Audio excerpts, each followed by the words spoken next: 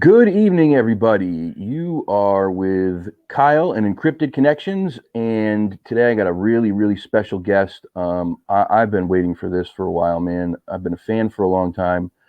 Um, the person with us today is probably most known for consistently going out into the field and getting some of the most compelling video and photographic evidence of the creatures that we call Sasquatch of anybody on the planet, period.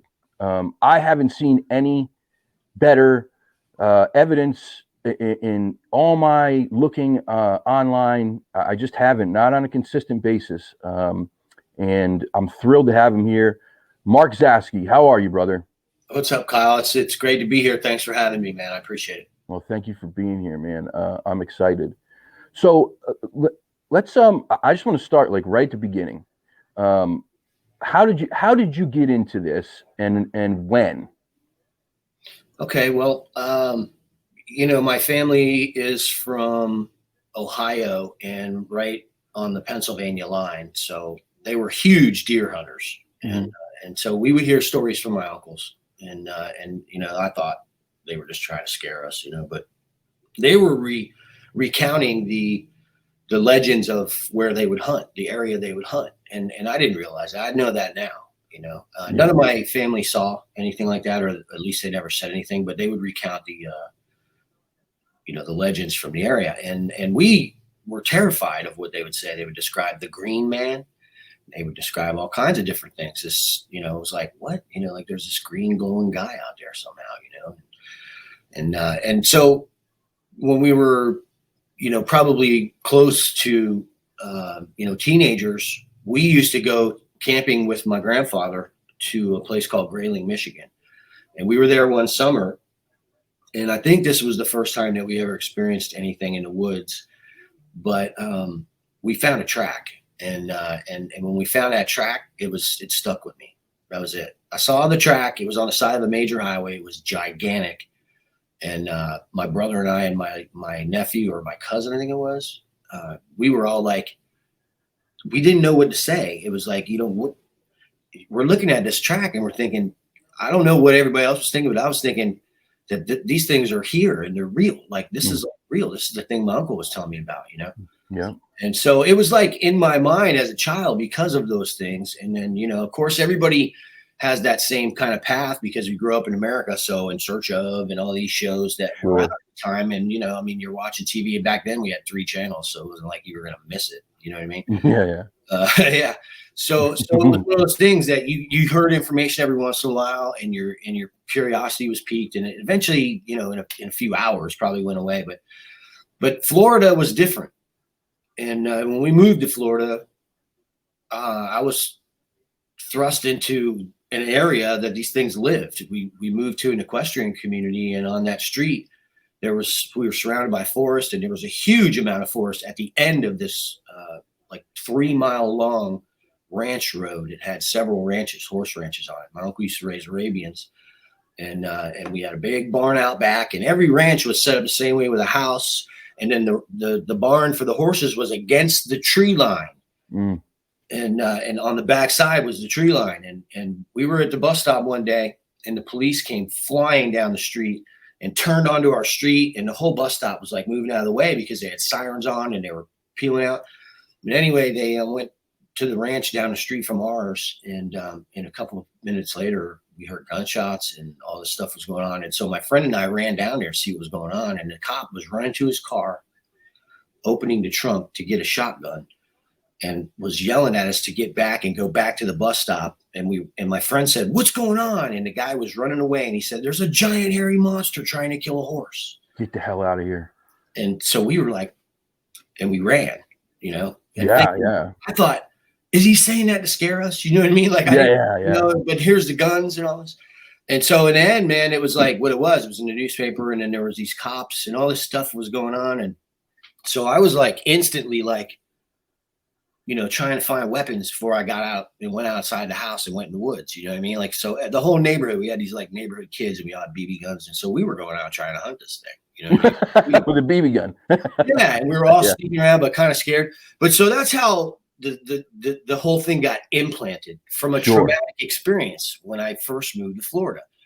And I looked, and decades went by, and I was in these areas, and I've been run out of these areas fishing by helicopters. The areas we study in now, we used to go in to fish, they're catchment areas. And suddenly they became off limits, and we didn't understand that. And they had helicopters out there, and they would chase everybody out with a helicopter and a bullhorn. You need to leave the area immediately. And it'd be real loud, coming from the chopper above you. And they'd show up instantaneously as if they had the ground wired and cameras or something. Like, we'd be in the middle of the woods. And how do these people know we're here? We'd be asking that question. And we tried different places, and they'd find us every time within minutes.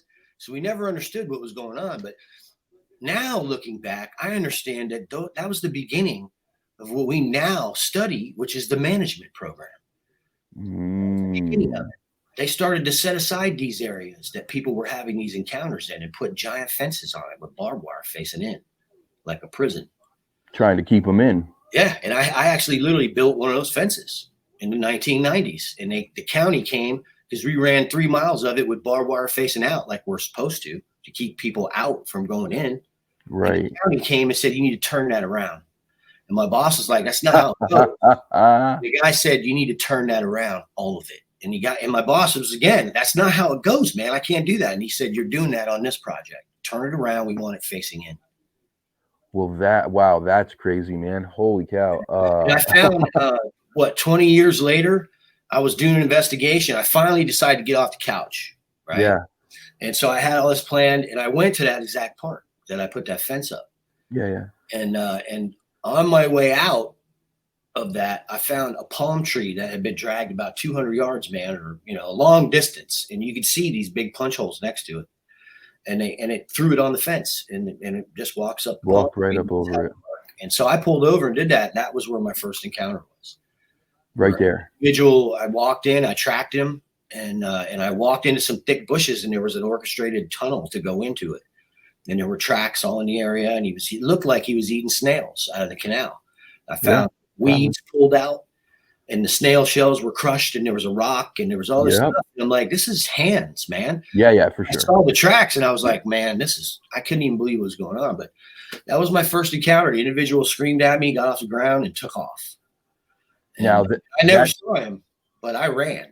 Because I thought he was coming towards me when he took off. The bushes, it sounded like a football team was tearing up the bushes, but I thought he was running at me. So I took off running. And sure. That's how it really, those were the motivating factors. And that it culminated in all my interest and all the stuff that was happening.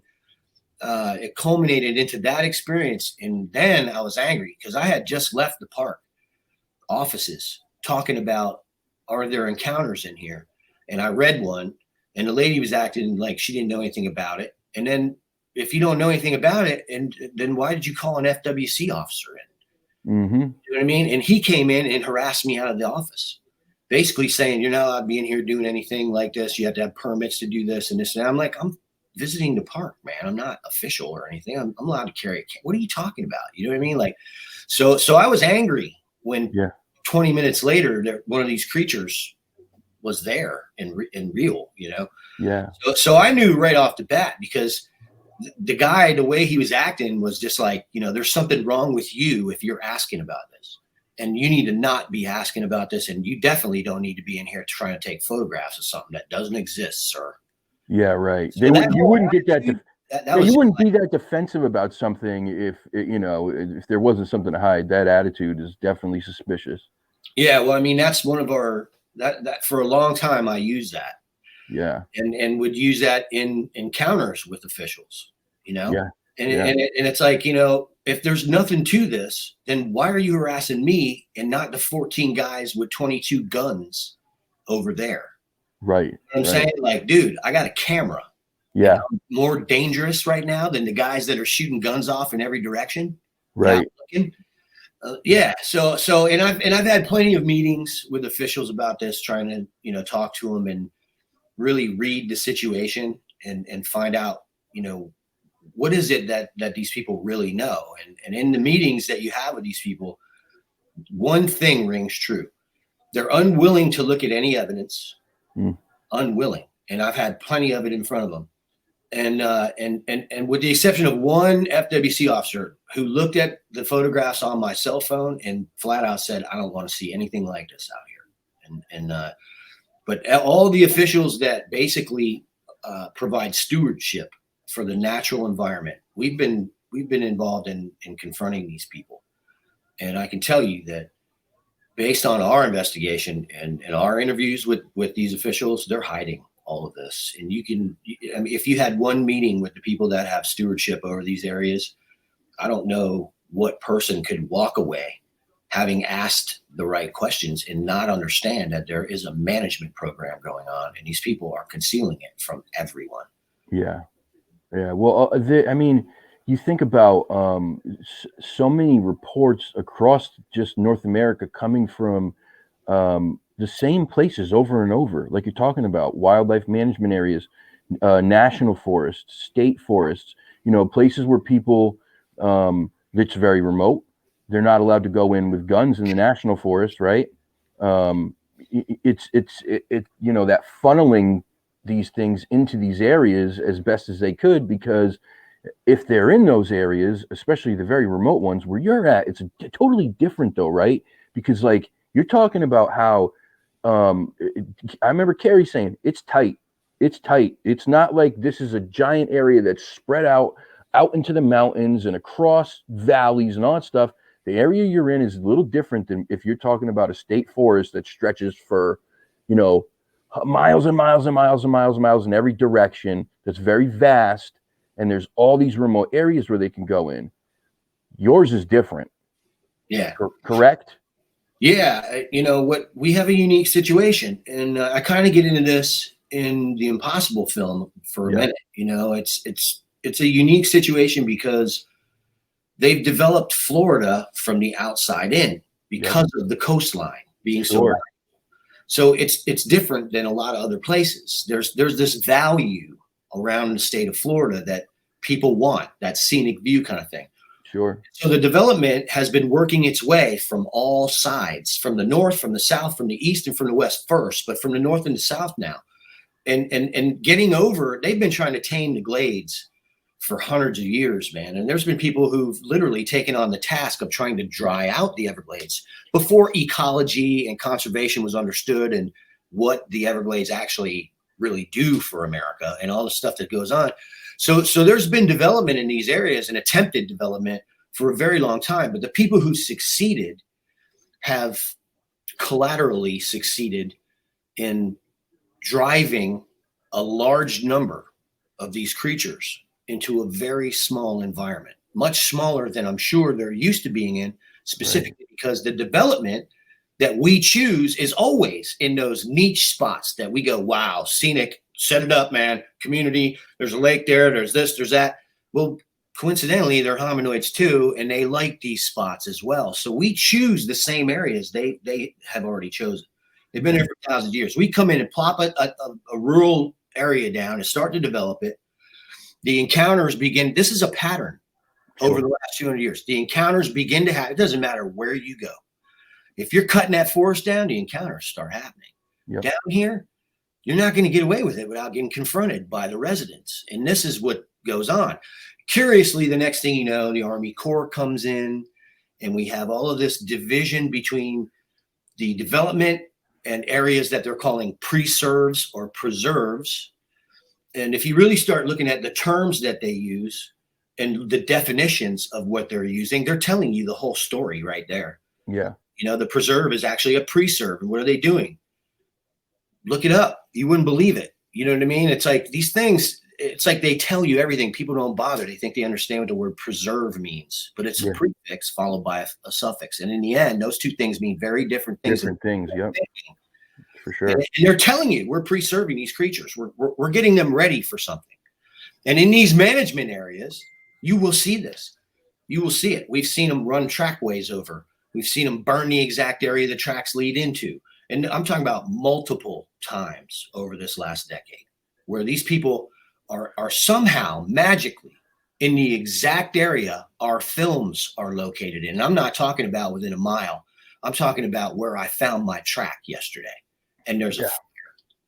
The whole area is burned. This has happened many, many times. It just happened when we were supposed to shoot the crypto reality story for Bigfoot Odyssey. I was studying an area for almost 4 months with a friend of mine, and he's got 3 years in there identifying habitat. I was coming in to put, the final pinch on where they were off of basically what he had found. And we found them. We went in a week before and filmed where they were. And Carrie arrived, and we walked out into the field, and the exact area was burned, nothing else. But the week before, I had put a film out. Now, we're not saying where the area is, but if you're an officer or a management employee, you can look where we're at because you know the area. You know the area, right? You know what's up, and that seemed to be what was going on. So in the end, man, it is too many coincidences. It's too many confrontations, being harassed with a camera in my hand. It's too many, you know what I mean? So we're like, okay, well, if this is what it's going to be and we're going to be harassed, then we need to find out why you're doing this to us.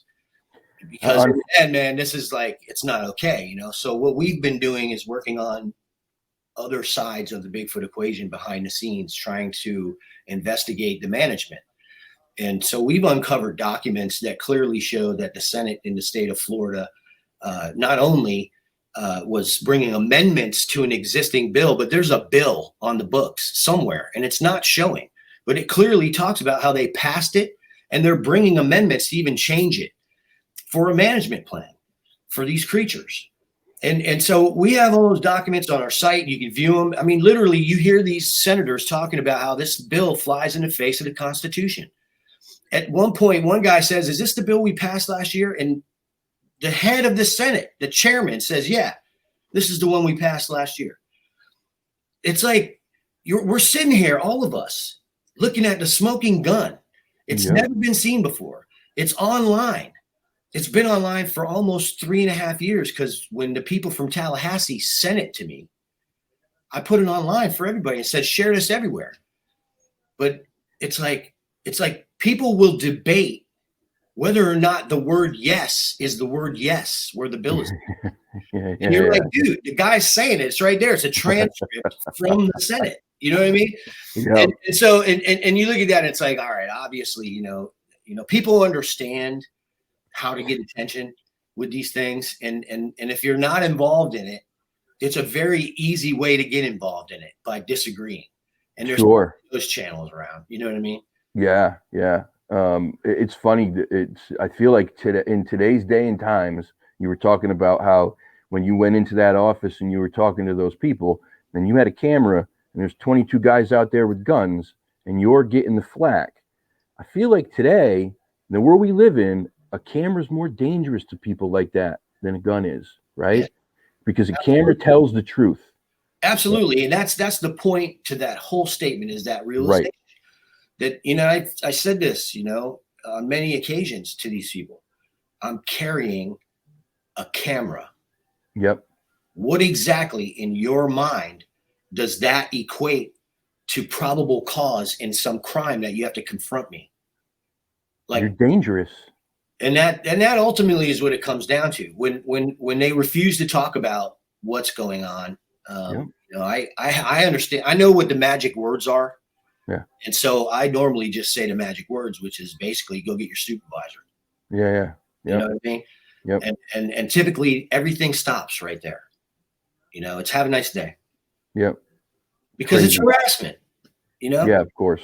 Yeah. So just looking at it, what is it that's going on? What's going on is we're putting out serious information is what's going on. Yeah, right. And man, if that wasn't the case, then, silly boy with the camera nobody would even know, They wouldn't look at you twice. If Bigfoot wasn't real, then there's no need for me to have high blood pressure anymore. I mean, the bottom line is like, I can stop doing what I'm doing, right? Yeah. No, please don't. Please don't. It's nuts, man. I mean, I the big side of it too is putting up with all that stuff. It's a constant weight. Of course. What I mean? And I have no qualms about questioning character on the spot. For sure. Yeah, I'm the same way. I'm about that. You're coming at me with this character right now. You're about everything. I'll say it right to his face because I don't care. The truth is the truth. Right.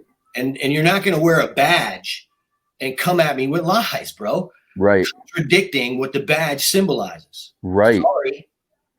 Man, This is something that it's a totally different topic, but I'm so passionate about this thing that you're talking about, where these people who are in the positions of power and they've taken oaths to do the right thing and they don't, and they know they're not doing it, and they still continue with, you know, lying, manipulating, bullying. It's bad. It's bad. It's really bad. It's bad because in the end, man, those are the people we're supposed to be able to trust and look Exactly. to. We're supposed to be able to look to those people, man. Exactly. You know what I'm saying? And like, look, if I'm going to be put on the spot because I went past a little octagonal red sign and be ordered to go to a court and pay fines because I didn't stop at it, why are we even, you know what I mean? Like, these guys are like doing things that are literally, if you think about it, it's the denial of an entire humanoid or anthropoid species. Right. People are being ticketed for stop signs, but we have by the same people. Yep. And so when you look at all of this, it's just you know, so and my thing is like, okay, well, try to have some empathy, sir. Well, okay. You know, I realize that people don't sign up to lie. They don't sign up for that, go through all that training so they can get put into a situation where their character, as a direct result of feeling threatened by coming forward, has to be compromised. But this is the situation they're in. What we're looking for, all of us, are people who are not willing to go along with that because it's wrong. And so in the end, when the character and the decision to go against what is wrong outweighs the need for the paycheck, then something will change.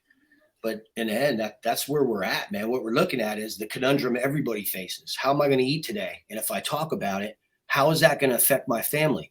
When the bottom line is, it's like, you know, I look at the show Walking Dead not as like a science fiction show, but as like a metaphor. Yeah.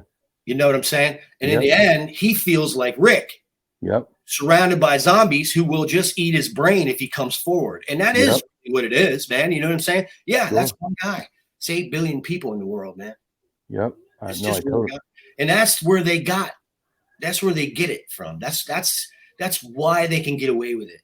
And so the unification in thinking, it has to happen. But really, the only way people will unify is over the truth. Right. So what we do, especially what we do, is focus on documenting that and cutting the chaff and only what's valuable to the mission of getting people on the same page, to the understanding that not only are these things real, but let's talk about what we're seeing and what it ultimately represents, so that the unification in thinking can occur that will promote more than one person coming out, because one person is done. Yeah, you're screwed. DNA, buddy. And you have had criminal labs tested.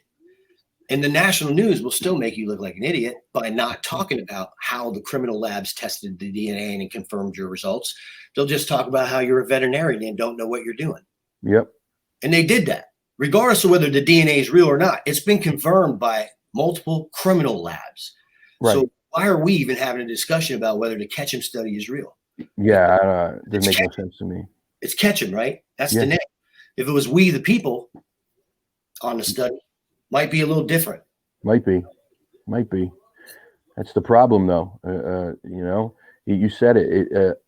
I talked about this with a buddy of mine not too long ago, is that I think they make it a little too easy for these people to get those positions, right? And that badge.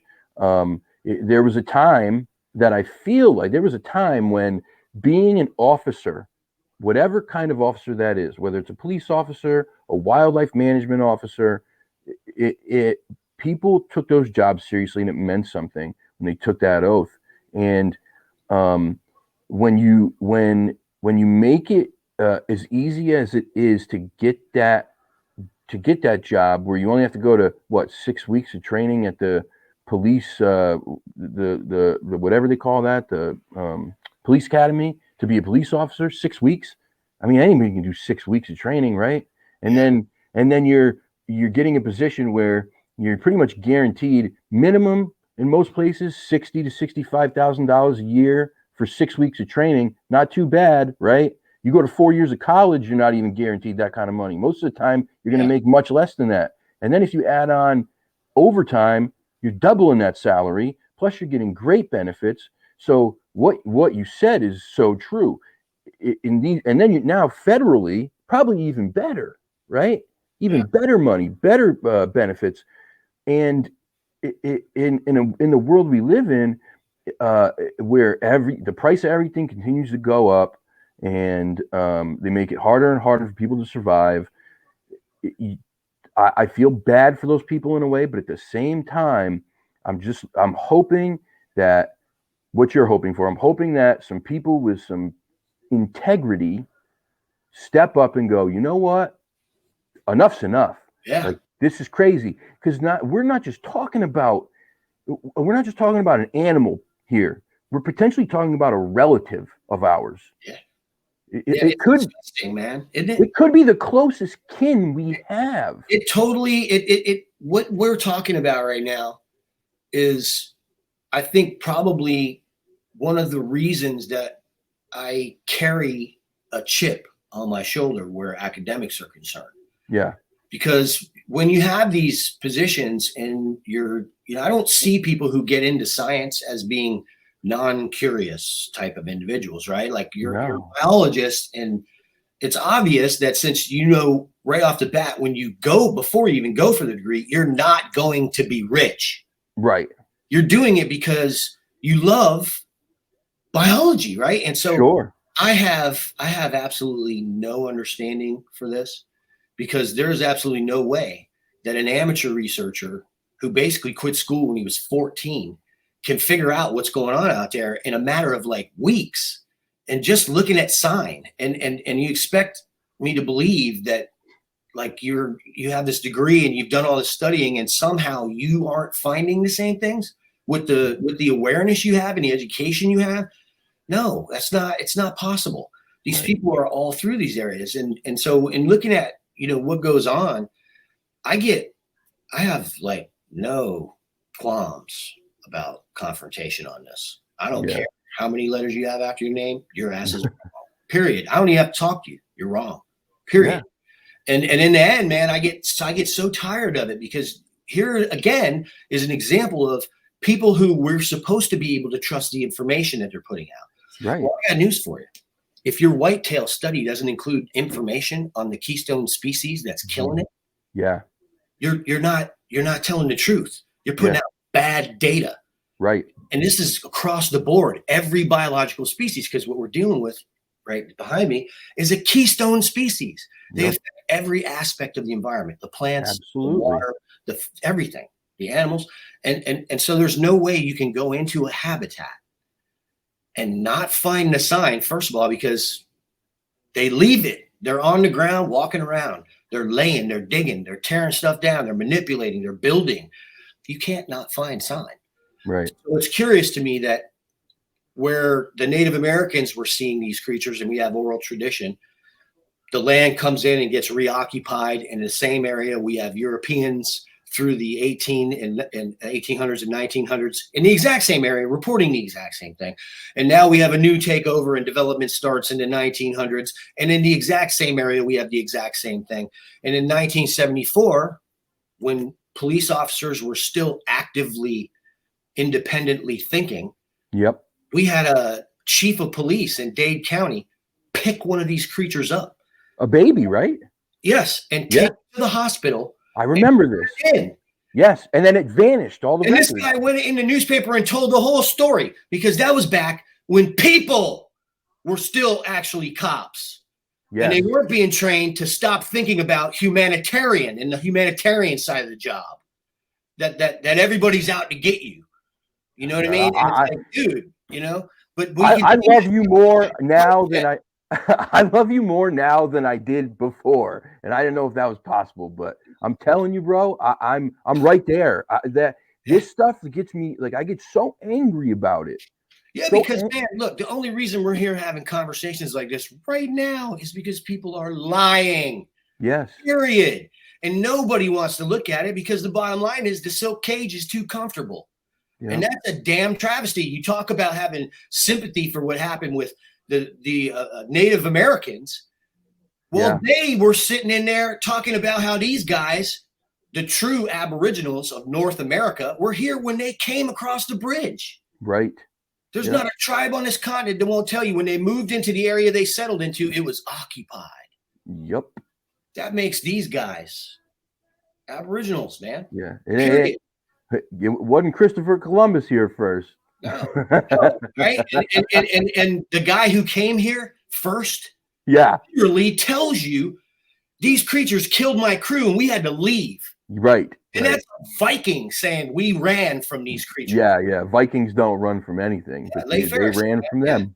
Yeah. So you go here and you start looking at all this stuff. We know because we're not subject to the overlord thumb, right? Because paychecks aren't depending on whether or not we tell the truth or don't tell the truth, which is what the situation is there. So we have a much different, a very different perspective on the whole thing. I can't, and this is the reality of it, because things evolve, especially when you talk to people. These people are being held hostage, and that's the reality of it. Yep. These officers who continue to go along with it, that to me is like, that's a question of like ethics, and that stuff is on those individuals. But in the end, they're hostages of the same system that's got us hostages, and they're under threat. And that's the important thing to understand. These guys, I had people email me, man. There have been officers that retired and contacted me, and it turned out they'd been funding our work for 5 years. Active FWC officers, because they agree, but they're scared to death to come forward. Yeah, they can't say it out loud. And they contact me one time. This one guy's like, yeah, man, we believe in what you're doing. He's like, man, I've had guys contact me, officers contact me. Why are you ragging on, man? What do you want me to do? Lose my pension? And that is the truth, because that's coming from their mouth. Right. And so who is it? Where is the individual that has the power to do that? Right. Name him. And let's go see what happens when we confront the individual about that. Yeah. Because my thing is like, until you deal with the issue, the actual cause of the issue, then the symptoms don't go away. And looking at what's going on, I don't think anybody who becomes aware of this and that people are why we're here right now, the ethics of people, human beings that you trusted with this, human beings that you trusted with that responsibility, human beings that have this responsibility, they're the ones lying to you. Yep. But they're hostages in their own right. And that's important to understand, because these people need help, or they would have already done it. Yeah, sure. The only way they're going to do that is a unification outside, right? Because if people are unified and somebody's got their back finally, maybe they feel a little safer. Yeah. So what do we do to help that happen? I work as hard as I can at staring through an oculus of a camera, monitoring places that we have found sign, because the nature of the creatures is they're so indifferent to really our existence, anything about our existence. They appear indifferent to where even if you're trying to make contact with the creatures, it could take months. And I'm talking contact meaning they came in and got an apple from us and we caught them on film. Sometimes it takes months when we find an area of going in there. And you're finding tracks the whole time. They're there. They just refuse to come forward in any way, shape, or form to acknowledge that you're there trying to interact with them. And so in those situations, they can get away with a lot, man. These things are hiding. And so in these situations, people can get away with telling the public that, they don't know anything about it, that this is ridiculous, that there's nothing going on.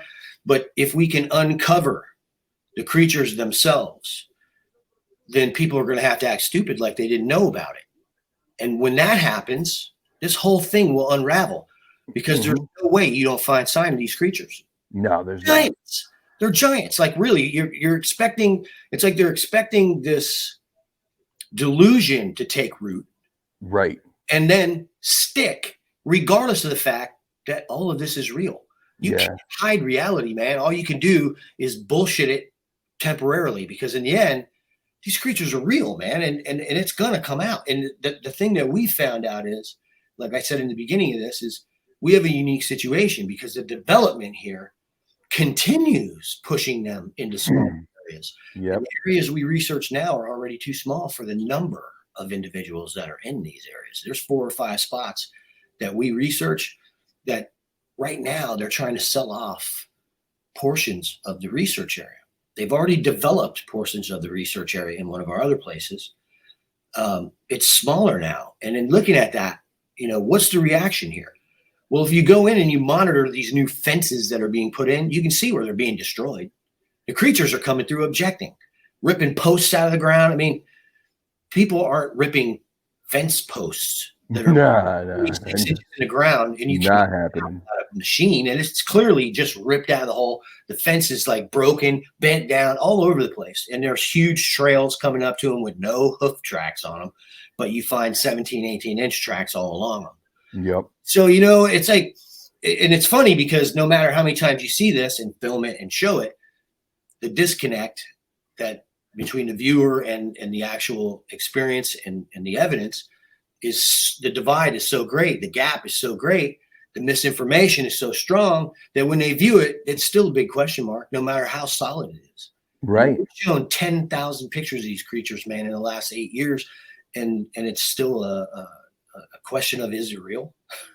Yeah. I mean, I was talking to my mom about a week ago about your work specifically. And, she knows like what, about the show and what I do and some of the stuff that I've been through. And I know that she still even doesn't fully believe me. Right. And I'm like, wait, I got to show you this picture. Just look at this picture because you can't deny it. And I show her the picture of Banner. And I'm like, if you can't look at that and see that's a face. I mean, it's a face. There's no denying. Like there's a brow ridge, there's a nose, there's symmetry, there's everything that you need. And she's like, it looks weird. I'm like, yeah, well, it does look weird because I don't know, it's green and that's their camouflage. And she's like, I don't know, just looks weird. And I'm like, Yeah, well, I mean, that's the other thing too. How is the information that people have been receiving through the programming affecting their perception of what really is? Because what we found is that Patty is like one subset. Right. One subset. And right. And that's a rare individual in Florida anyway. Because what we catch, I wasn't expecting any of it. You know what I mean? I saw a guy who looked like a giant man, but covered in hair, but the most built, perfect, like specimen of a human being you've ever seen, except giant. And he had a human head of hair and everything, man. It looked like, that guy from like that show a long time ago with the long hair. yeah. Family, he looked like that, and the hair, and this is the weird part, the hair was surprisingly like perfect. Yeah. Like, all like, it looked like it was brushed or something, man. It was like weird. He was using Pantene. Yeah, but seeing it and seeing all that stuff, I thought that's what I was, I looked at it, I'm like, well, this is a lot more human than like what you see in Patty, and it's totally different color, it's albino, it's this white thing, but so that's one of the reasons why I was after him all this time. You were looking for something different. And what we ended up catching was his relatives, essentially, because they're white. We learned and documented these achromatic individuals that have that really, really light gray to white skin.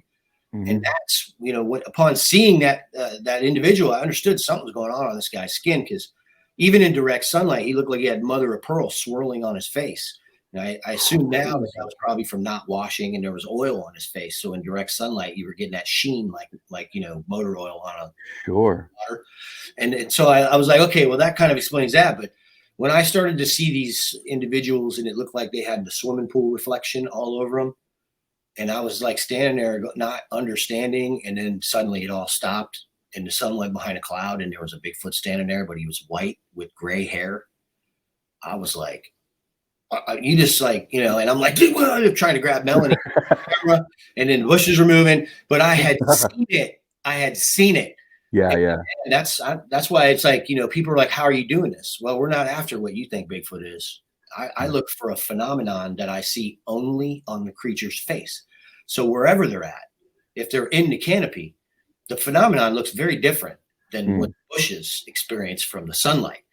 So we have them now that we know what to look for. They stand out like a sore thumb because it looks like there's a swimming pool reflection going on in the tree line, and that's happening nowhere else. And then that's so crazy. And the canopy stops, and you get what you see in crypto reality. Because we will hold the camera there and stand there and film it, whether he's growling or whatever. And we've been doing it for 8 years, you know. You talk about Patty being a subset. You believe that there's probably multiple subsets of these things throughout the North America where they kind of differ slightly, or even a lot, depending on where you're at. I mean, do you believe that? Well, I mean, I have some more information, right? Because I was involved with the Ketchum study to the degree where we were going to try to get a national petition to have a fair, transparent peer review with people who actually revealed their CVs this time. Yeah. So in the end, it's like we tried to do that, and so I had a lot of personal information and involvement with her, and so she explained a lot to me. And the gist of it is, and I put stock in that, not because I take her word, but I would take the results from multiple independent criminal labs over any Bigfoot opinion that's online. Right. Obviously, if these people are putting people in the gas chamber in the state of Texas or the electric chair for all this time with forensic studies, it should be pretty accurate at this point. Yeah, pretty. Yeah. So when you start looking up all this stuff, you start to see where the reliability comes from in that study, and it's the criminal labs. They're using the same equipment the FBI uses to tell you how many people were on the scene, how many people bled, the name, you know what I mean? So it's like, this is accurate stuff. Not only that, but they have technology that measures the accuracy of the accurate stuff. I mean, it's like redundancies is what I'm getting at. Right. So when you're going, because in criminal cases, people's lives are on the line. Why was none of that covered? When the slipshod manner, the Bigfoot research community and all of their characters were talking about the Ketchum study, that none of that was gone over. Yeah. So it's like, let's take the dumb route and talk about, the fact that there's a veterinarian doing this. When they didn't even talk about the fact that she's worked for the FBI and done genetic studies to create genetic databases. Right. FBI. So we're looking at all this stuff, and none of that. It's like the shoot down and the debunk. That's how it works. It limits the information that it's receiving so that it can debunk it. And in the end, that's all they did. But looking at her study, she clearly told me many times there's a hierarchy within the genome, and these creatures within one family group can express many different ways. So you will see creatures that look drastically different in the same area. And I mean drastically different. Oh, yeah. And she starts talking about how there's all this other DNA involved, and it could be bonobo DNA, and there's all this. But I can tell you unequivocally that what she describes in the DNA is what you will see in crypto reality's work. The drastic differences in bone structures, soft tissue variations, and a lot of these individuals that we photograph, you can literally see that non-human primate DNA at work. You could see the howler monkey giant oculus with the bone structure that's like rectangular. Yeah, it looks like goggles or something. Looks like goggles, man. We got that on film. You know what I mean? And in the end, man, those are non-human primate characteristics. And if it is relic hominoid characteristics, then which one is it? Yeah. None of them have that. No. So when we're looking at it, it's like, so I put stock in that because this is what we're seeing in the field. Yeah. And that Patty thing is easily explainable by really looking at the physical evidence, the DNA study that was confirmed by multiple criminal labs. Yeah, she doesn't remind me at all of what I'm seeing in your videos. I mean, a little bit, because obviously she's big and she's hairy and, the conical head and that kind of stuff. But the face, to me, and I know it's not the clearest image, but it doesn't remind me of what I'm seeing on most of the stuff that you guys, what you're catching down there.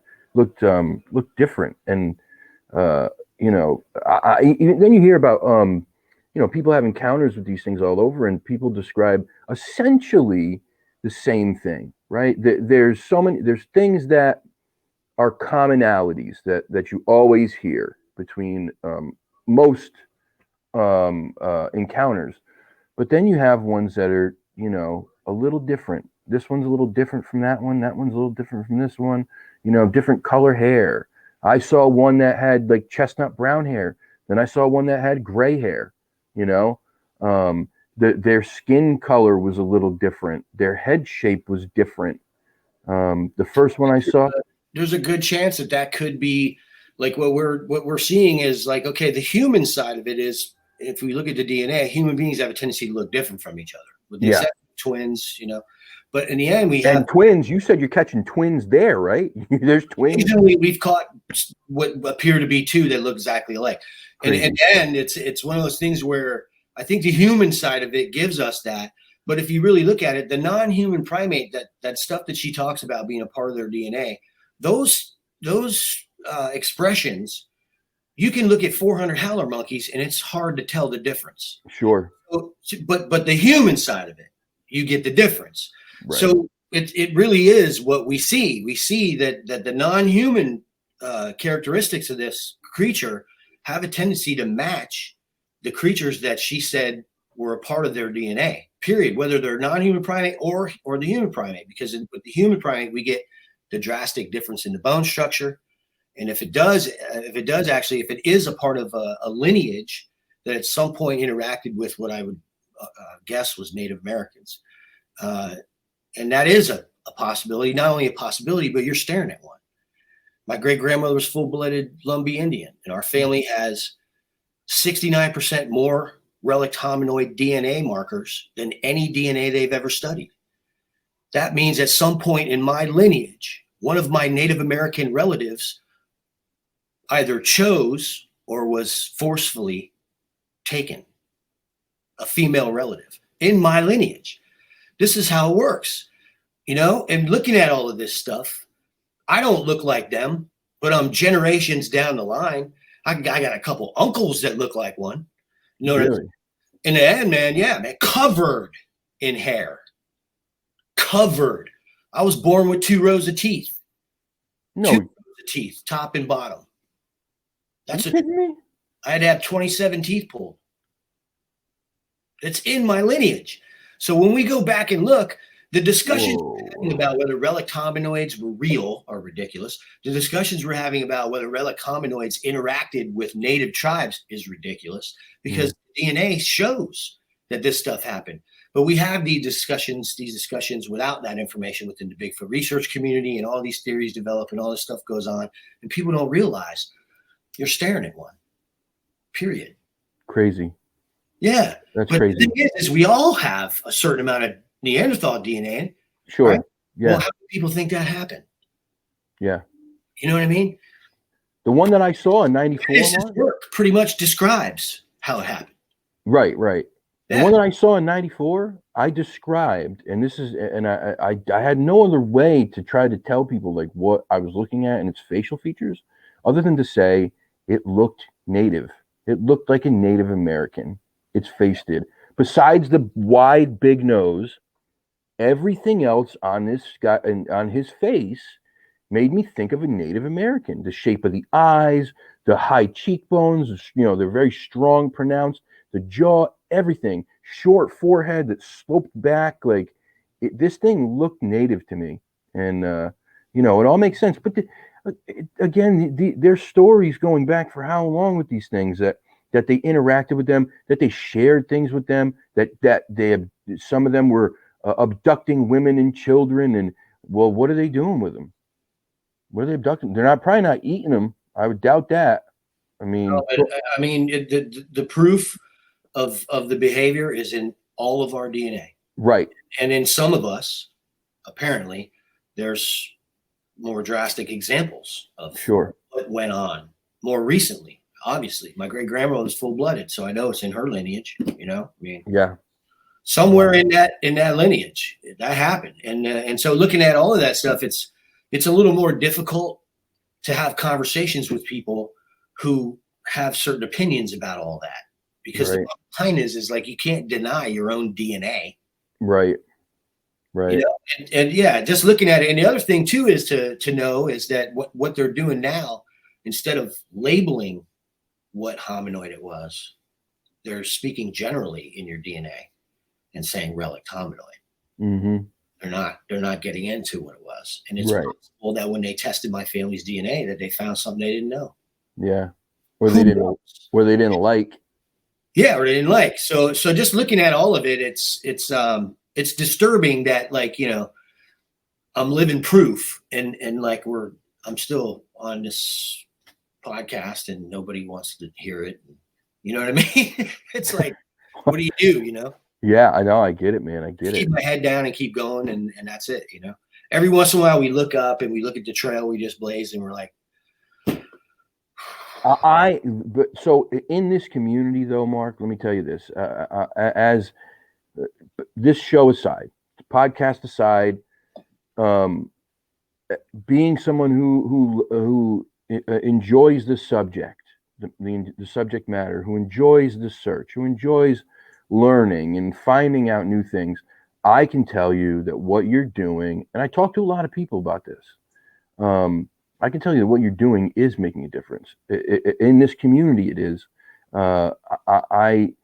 You know, when I told people that you were coming on, I don't know that so far I've had the responses that I got, that people were like, "Oh my God, Mark's coming on! Like, I can't wait to watch this." And I appreciate that, man. That's the truth, though. It's for a reason, man. And when I told Carrie, I said, what you guys are doing is groundbreaking. That's the truth. No one's doing what you're doing on a consistent basis. There may be a guy who catches a picture once in a great while, and it may be a great picture, but not like this. And also, not just the pictures, but all the other research that you're piling on top of that, you know, like, man, like it's crazy. It's crazy. And even if the powers that be won't entertain the idea of admitting this stuff, there's still a decent sized community of us that we know, and you know, hopefully it just grows. And I feel like it is, man. I feel like it's growing. The support that I've seen in this community so far has been pretty amazing. And things I know a lot of things have changed. Yeah, and I know that there's divisiveness, and I know that there's you know, people who are very polarizing, and I know that you're going to have trolls, and you're going to have certain groups who are like, you know, I don't care for that guy and what he's saying, but the overall majority, from what I've seen, is very supportive of this, of what you guys are doing, and also, it's like I said, you know, that you just can't keep the truth hidden forever. You just can't. There's going to be something that's going to force it to be accepted at some point. And I don't know what that is yet. Maybe it's when they push these things so far into the middle of wherever they're living down there that they got no other place to go but to, you know, freak out and take some people out. I don't know. I mean, is that what it's going to take? For how many dozens of them are down there that you said in these areas? Like, if I would never, ever, ever want to back these things into a corner where they feel like they have nowhere else to go, because yeah, they're passive for the most part. But if you're backed into a corner, what are you going to do? Yeah, no, I mean, I think that's accurate. You know, based on what we see, they push back as much as you push. So, right. I mean, we've experimented with that where, you know, we were risking quite a bit, and they will stop if you back up. Yeah. You back up. We've been charged. We've had all of that stuff. I mean, you're nuts, bro. You're nuts, man. You don't even know what is going to happen, and it's all up in the air, and you're not even in your body, and yet they stop every time and go right back where they came from and get back in those bushes and lay down. You know, I mean, I've flown the drone in on them and trying to catch them on field the drone. I was actively trying to get one to swat the drone a long time ago, 2000. And I knew where he was laying, and this is how smart they are. Oh, it's amazing. I flew the drone in on him, and as soon as I got where I could see what was going on, the drone lost significant resolution. And I thought I must be near him, You know what I mean? Something's going on, because for reasons we can't explain yet, they have an effect on batteries, on the battery plant, whatever the battery plant is, and the device uses it, the power source, they have an effect on it. Whether it's something that's in the area or it's them, I don't know. But we have evidence that there's tech involved. But I'll leave that for another time. But he got up off the ground and ran at us. He didn't try to swat the drone. He knew I was flying the drone, because when I backed it off and flew it straight up in the air, because he was coming towards us, man, and I had to get out of the bushes, because when you're flying a drone in the daytime, which is the only time I recommend flying the drone, you can't see the cell phone screen, you can't see the iPad screen, you can't see the laptop screen, whatever it is you're using to control, to feed the camera feed. It's a big glare. It's bright sunlight, so you got to get in some really serious shade so you can watch the screen and what the drone's filming. And to do the research and to conduct it with any value, this is necessary. So I was in the bushes the creature was coming through on. And Melanie pulled my shirt and said, "Whoa," and pulled me back. And when I looked, hearing what was just starting to happen, there were trees at 60 feet that were being split apart as he came through, stomping at us. And when I was like, "Whoa," and I pushed the drone up, and it took off and went about 300 feet in the air. And as the sound faded, he slowed down. And when you couldn't hear the drone no more, he turned around and walked right back where he came from. And I flew the drone back down and flew it straight in on us, and then flew it around the trail and tried to see if I could get down by where he was. And we could hear that he still kept going. He kept going. He didn't stop. He stopped for a second, but I think when he heard the drone coming back around, he just decided to keep walking. But just looking at it, it was one of those moments where we recognized the awareness that these creatures had, that he didn't know what the drone was, but he knew it was from us. Sure. There's no getting around that, because when we slowed it down and backed it off, he backed off. And that was about the 10th time that I had pushed the envelope trying to get one to come out and threaten me on camera. I wanted to have what Carrie had, what you had. You wanted that? Only I was going to film it. So I was trying to force that situation to happen between me and one of these 10-footers. And we had the group, man, and we did it and did it and did it until 15 minutes after that incident. About 20 of them came in on us, and I didn't think we were going to be able to leave. And that's in the Impossible film too. That moment, right after that drone flight, where I'm completely out of my body, freaked out, because there's creatures coming from every side now. I don't remember that. I'm gonna have to go back and watch it. I watched it literally the day it came out. Oh, it's nuts. Me and Carrie, it was that. And Melanie said, "What are we going to do? What are we going to do?" And I was like, "Just look at the ground and continue to walk. Don't look up, because we have to walk through them. And there's no way of getting out of here unless we walk through them. And I'm not putting myself in a position where we're going to walk the 2 miles to the other entrance through the forest. Yeah. Walking this trail, and we're leaving because it's 200 yards and they're all along it on both sides, and they're pissed off at us. So don't look up."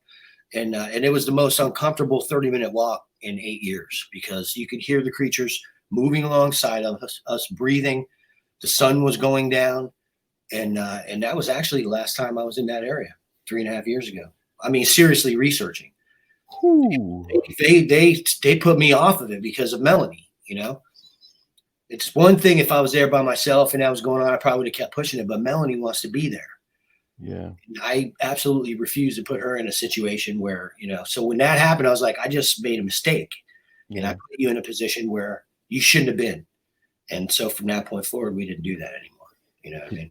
Have they showed do they show more interest when she's around? Have you seen that at all? They do. They do, right? No, they will congregate in front of her and stare at her and smell her. Definitely. These guys going like this. I'm working on a piece right now where a really big one is smelling her. Yep. Really big. And they're staring at her. And typically the look for her is, and the look for me is, you know, they look at me like that. And I'm the one throwing the apples. That's what kind of irritates me. You know what I mean? It's like, hey, man. Yeah, but you're not pretty to them. I think and that's one of the reasons why I'm so careful. People talk about, oh, you need to. Yeah. Say you need to do after you've been standing where I've been standing with that thing standing in front of you. Yeah. What you think you need to do. Probably stay home is what it is. Right. I remember watching a video about a week ago, maybe 2 weeks ago, that you put out, where you were like, you just went right in. I mean, like, you were like in their living room, in the water. It was where you kept finding those in the swamp. What do you call them? The punch holes. Punch holes. They're And filtraks, but we yeah, just I know. Yeah, you just, because it's filled with water. yeah. I've seen them here, just like that, exactly like that. Right. I've seen there was a set. So at the Mashantucket Pequot reservation land that I go to, there's a swamp there. Okay. And at first I was in my head, I'm questioning it. I'm going, no, there's no way. Like, there's no way. But it's inline step, like a tightrope. That's it. And you could see these giant punch holes. Like, and I'm going, there's got to be 15 of them, right? Man. And in our areas, man, they're huge, and huge, bro. Like, it's like the Serengeti when the wildebeest come through, right? You get the hog trail coming. Yep. And you can see it in the prairie, and it's 20 feet wide, and there's obviously about 15 to 18 hogs in this group, and then you see like a big mud waller on the side, and it's a 250 to 300 pound waller. There's no doubt it's a 250 to 300 pound hog. And then you see all hell in front of that area, just broken loose in 22-inch tracks. Everything's torn up. Yeah. There's no hog tracks leaving the waller. Right. So, like, what do you do? Jump up into the tree? Is he still up there? You know what I mean? Like, come on, man. I mean, sign doesn't lie. You know? Yep. Somebody got him and walked off with him. You know, sure did. You see that all the time. When I first started to learn how to really read sign, I was just a kid, and I used to track like raccoons, and like, you know, I'd tell you what kind of birds were at the watering hole and that kind of stuff, because you can tell in the track, you know. Yeah. And the first time I was ever tracking the Sasquatch, I'll never forget. It was like the most surreal moment of my life, because I'd done so much tracking and snake tracking and gator tracking, and there's all this stuff you can do. In the spring, we track gators when they're transiting for mating season. So you could be in the middle of the forest, and this has happened to me and Melanie, where we thought we were being stalked in Myakka State Park by a Sasquatch. And we must have covered 3/4 of a mile from the river to the main road, taking the long way through all of this area I had looked on satellite. And something followed us the whole time. It kept about 60, 70 feet behind us. When I went back and tried to look, I couldn't see nothing. And it was like, wasn't making any sense. And I'm like, okay, well, if this is what we think it is, it's probably on its hands going through these palmettos. And that's why we can't see it. So I start looking a little bit lower. Anyway, long story short, we get back, and it was the time we were packing to leave. So we went and packed a camp. And do you know, when we were leaving that park, I got this on film, the exact spot where we left that tree line in the road is a 12-foot gator and a game warden standing right next to him. 20 minutes later, we left the spot, packed the camp, was driving out, and here he was, 12-footer, laying across that trail. And the game warden was directing traffic around him, right where we were. And I looked at Melanie and I said, you realize that's what was stalking us, right? Yeah. She was like, oh, I'm so glad you didn't go back there, because I kept go back. And she's like, there's nothing there. Just come on. You know what I mean? And so here's the thing. These things happen constantly down here, man. Last year, a guy was hunting in the middle of rut season for gators. Yeah. And he nowhere near water. Yep. He got his leg snatched off, man. Twist, you know, they attach and twist, so whatever they grab is gone. Yeah. You know what I mean? It might be a shirt holding on, but he's got it. You know what I mean? Like, it's, right. So yeah, that there's those things going on, and just, you know, looking at everything that we've been through, you know, we've had to take measures to deal with this on a personal level as well. You know, like, you know, being aware of things that the general public is oblivious to, and then living with it on a daily basis, and in the transfer of information and seeing what's going on, we've had to take care of ourselves as well. Sure. And it can be very frustrating. And, you know, so, you know, what I've learned is that, you know, really what people think about all of this stuff is actually none of my business. And I put my information out. And if you can get one to listen, then you're a success, because in the end, this is America, man. Yeah. And we breed hard heads. Sure. That's what we do. You know what I mean? So with the programming, so in looking at or they couldn't sell what they sell here, which is basically garbage. Yep. People are buying it. So in the end, it's one of those things where you just got to focus on the work and continue doing it, and then, you know, let the chips fall where they may. But I found that when we focus on the work and our head is in, you know, experimentation, and we're documenting, and we go on these binges for months. Yeah. And it just becomes too much, and we have to take a break from it, because when you're in there and you're starting to experience it, it does start to get intense. And when you're trying to communicate to people this, you understand very quickly that the gravity of what's going on doesn't seem to be affecting them. And so in dealing with the fact that we have this incredibly traumatic reality that everyone avoids, I literally, like, have to talk to people about this kind of stuff, because it can be very frustrating and personally damaging, where you're actually involved in this and going through this reality that people, for one reason or another, and there's a million of them, absolutely refuse to understand, and then learn about it and get that gravity of what's going on. And that's the whole thing, right? There is nothing lighthearted about what I saw. There's nothing lighthearted about what you saw. There's nothing lighthearted about what Carrie saw. There's nothing lighthearted about what my son's seen, and tens of thousands of other Americans. And in seeing this, it gets harder and harder for me to continue justifying doing it, really. Yeah. Because, it's been so long now.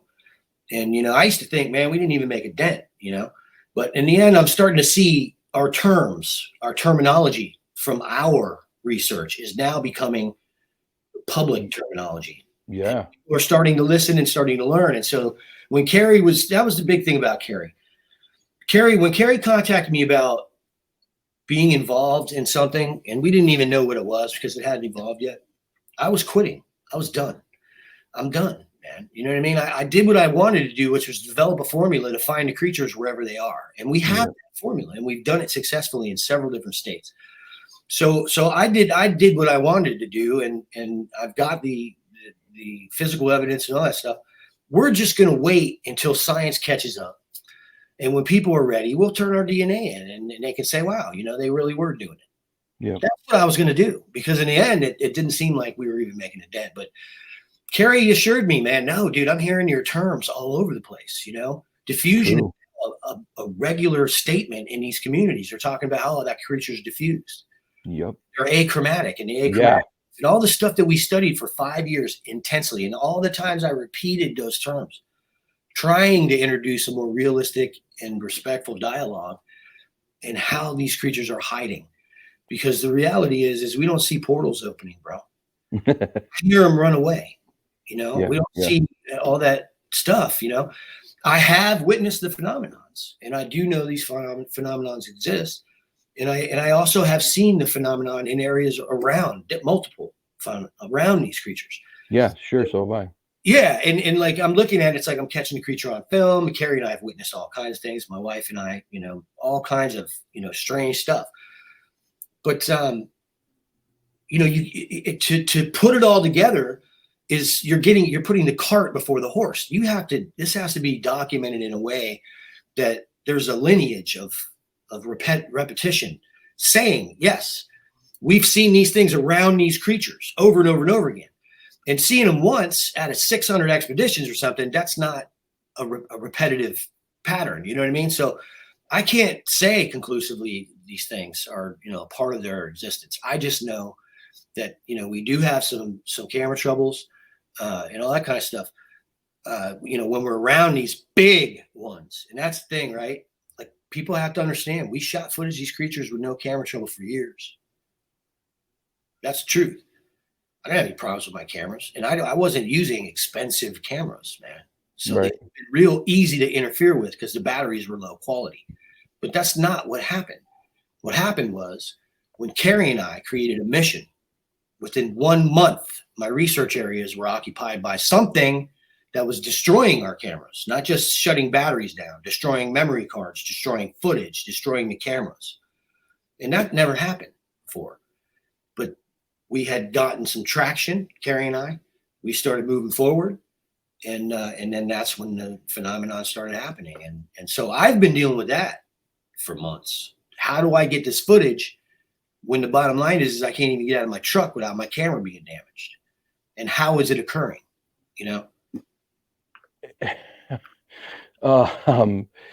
Yeah, I don't even know what to say about that. I've seen some really weird stuff, especially in the Bridgewater Triangle where I go, in Mass. It's a strange place, period. There's been a lot of stuff documented there for a long time. And it's, you know, it's the stuff you're talking about, cameras shutting down, audio interference, EVPs, like these voices that you don't hear with your ears, but they show up on your recorder. Orbs, I've seen these orbs multiple times, and I'm not talking about a little, you know, a little thing that, you know, oh, it's a fly or something. No. I'm talking about softball size, cantaloupe size orbs, and in areas where there is Sasquatch evidence habitat that they're there, right? It's too. You know, it's the other thing is too is, you know, there's myth, legend, and folklore about that magical forest with the orbs floating around them and the fairies and all this stuff. This is all myths, man. This is legend and folklore. But so was Sasquatch. It all comes from somewhere. It comes from some truth. It comes from somewhere. And you know, this is the interesting part, right? Like, you know, how we receive the information early on determines what we really think about it. Mm-hmm. You know what I mean? And if you look at it, it's like Disney handled all that for me when I was a kid. Disney relegated all that stuff to fairy tale. Yep. They continue to do it to this day. Yep. You know, I've talked to an eyewitness who will swear to you, sober, straight-faced, that a fairy flew around his truck to the side window while the truck was driving. Little fairy. This dude is not the type of guy who would say something about a Sasquatch, let alone a fairy. I was literally going to say something. He said it. I was literally going to say something to you about this because I'm Irish. Okay, I have my great grandmother comes from Ireland. Okay, she will her and my grandfather. And my grandfather was a really like kind of tough, rugged guy. You know, like did his little sheep farming and all that stuff. Like these people are not the type of people who make things up, and they don't. You know what I'm saying? They're very, and they would tell me that there are fairies. There are fairies, and there are these little wood people. I forget the term that they use, but these little beings that live in the woods. And it's a trip, man. They tell me like they are real. That this is not a joke. This is they're out there. You're clearly describing the exact same thing that happens in the United States with Sasquatch. Yeah. There are people all over the place with these things on their property to tell you, yeah, I see them, they're here, they're real. Yeah. It's the same thing. And like we've been able to go to these places and actually confirm, man. Right. Creatures are here. Like the Arkansas thing, man, I actually literally had an encounter and filmed it. I filmed the creature I was staring at. You know what I mean? Carrie was 200 yards down this mountain, or maybe it was a little bit further than that because it was a pretty big ridge. But in the end, you know, they were just down the mountain and, you know, the corroborating evidence and all that stuff. And so I begin to wonder, man, you know, is there any stock in that kind of stuff? And when you hear people who you actually literally trust about this kind of stuff and you have respect for start telling you that, it's like, wow. And then I had another guy tell me, and the weird part is it was the same exact encounter. He was driving and he's a researcher too. And he said him and his buddy were in a car and they both saw it. And it flew around the windshield while they were driving, moving down the road. It was flying in front of the car backwards, staring at him. And it went around and he said, I was looking right out my window at it. So crazy. The whole thing. And I was like, sure it wasn't one of those bugs, you know, with the big long leg. No, dude. You know, he got all mad. Yeah. Well, yeah. Now you're True. questioning things, right? Now you're Yeah, questioning well, I things. mean, I I'm get it. because that's the nature of disbelief and belief and all that stuff. And so when we look at it, it's like, who hasn't been affected by all this Yeah, program? yeah, Disney was I mean, dude, I remember asking my mother, who would do that to somebody when they shot Bambi's mom?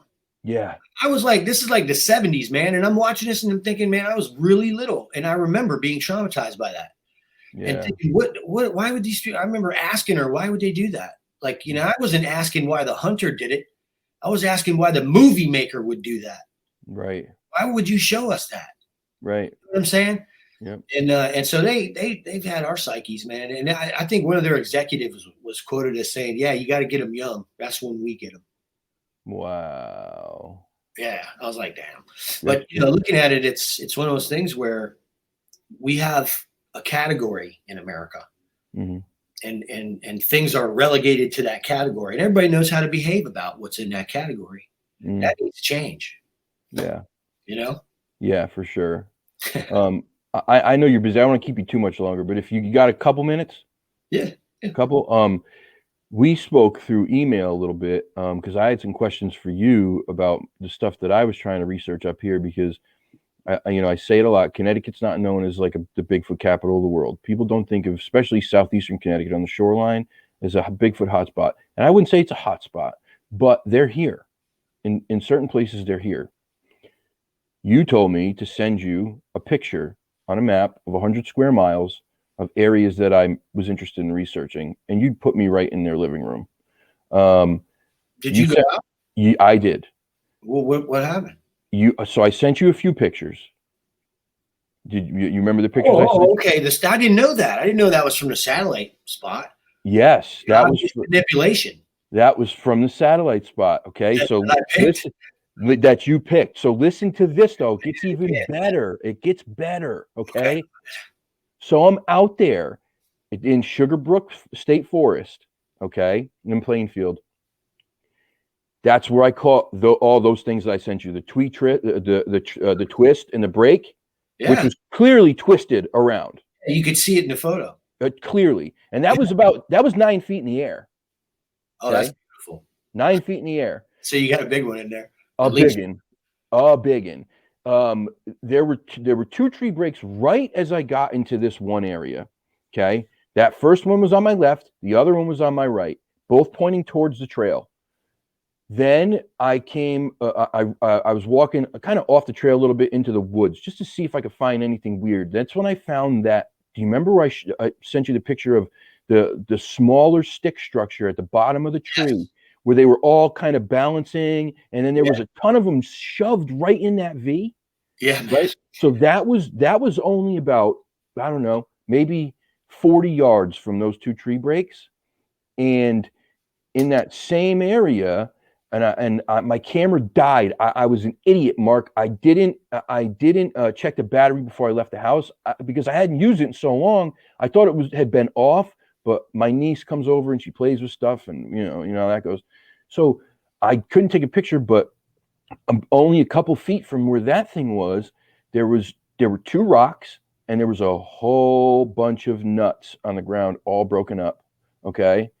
Um, Not only that, when I was there, I clearly heard what I thought was something in the bushes. Like it was a little bit away, but it sounded like bipedal movement. It was brief. It was brief.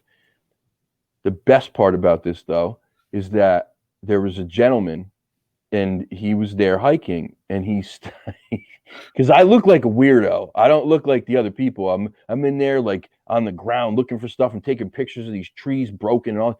And he asked me, what are you doing? And I laughed and I go, you don't want to know. And he goes, no, I'm curious. And I said, if I tell you, you promise you're not going to laugh? And he goes, no, I won't laugh. And so I told him.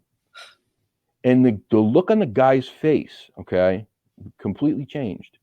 He said, he goes, I live right near here. He said, but I have a friend whose property butts right up to this forest. He said, he saw one just 3 weeks ago walking through his backyard. Wow. He has a stone wall that goes all along the backside of his yard. He said it's very old. He says probably about 4.5 feet tall, the stone wall. He said all he could see, couldn't see what it was because it was dark. All he could see was the silhouette of this thing. And he said the guy told him that it had to have been another 4 to 5 feet taller than that wall. And as he said, it was as wide as a Cadillac. That's what he said. Wow. Yeah, all in the area that you told me, that you pointed me to go to. So if there's anybody out there who's questioning whether these research techniques are real and work or not, I promise you they do, because you never been there. No. You never been there. That's interesting, because when we, in 2017, when I told Melanie, I was like, I think I'm done. And she was like, what do you mean? And I was like, I think I'm done. I think I don't need any more data, and I think we can find them pretty much anywhere. And she's like, well, try it out. So I went online and asked people, and I'm so far, I'm 100%.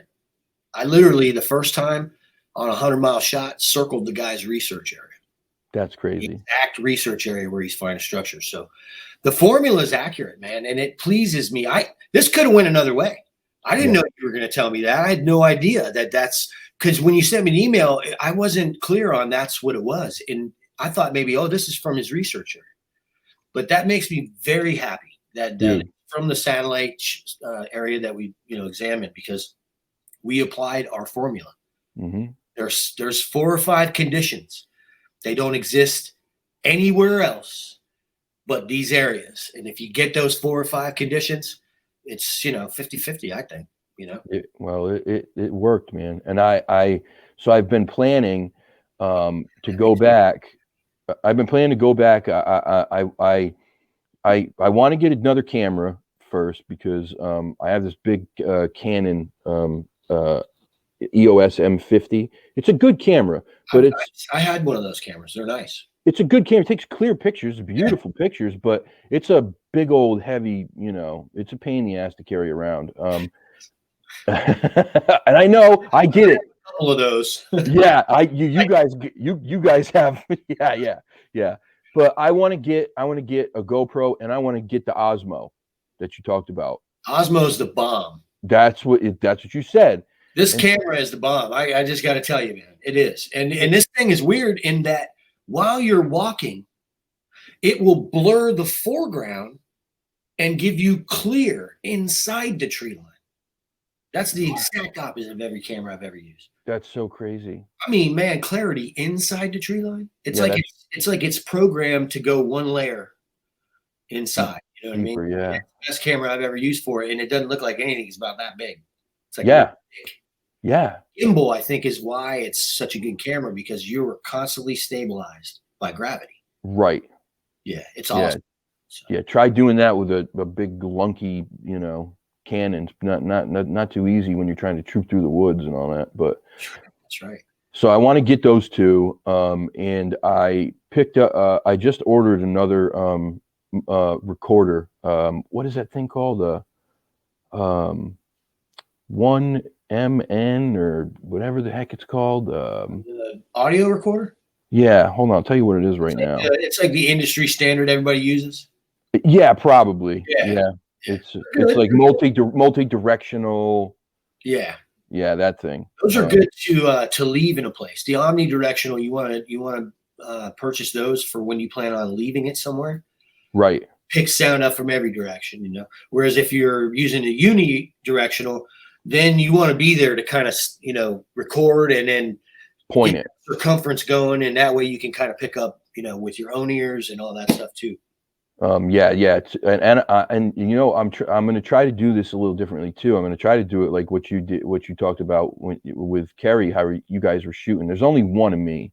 That's the only problem. I can't cover 70 yards, 80 yards, right? So I can only cover what's in front of me at the time. But shooting the 1 to 2 minute clip, shut it off, start a new one, like you said, it seems it's much easier to go through a 2 minute clip than it is, you know what I mean? Like you're still going through 40 minutes a clip. Yeah, that's not economical for your workstation. That's not economical for your computer. These computers have like, everybody's like, oh, it's an 8 gig computer. Yeah, but it only has 250 gigabytes of RAM. And so Sure. your random processing is going to be ate up by these 40-minute clips like this. Right. Yeah, exactly. It's really important to keep them 1 to 2 minutes. Really important. Yeah, I can see that already. I found that over the last 8 years, I can't really stabilize to the degree I need to for much more than about a minute. Yeah. Oh no. If you're not, and you're all shaky, you're just wasting your time and your footage. Yeah. So yeah. Well, I'm taking a trip. I'm gonna go back there, but I want to go to the other spot, and I haven't been to that one yet. The secondary on the map. Yeah. Little River, I believe it was called. Little River is what the river is. On those maps, they were the areas were kind of hidden. Like you really can't see all of the creek or the river. Right. There's a canopy above it. Right.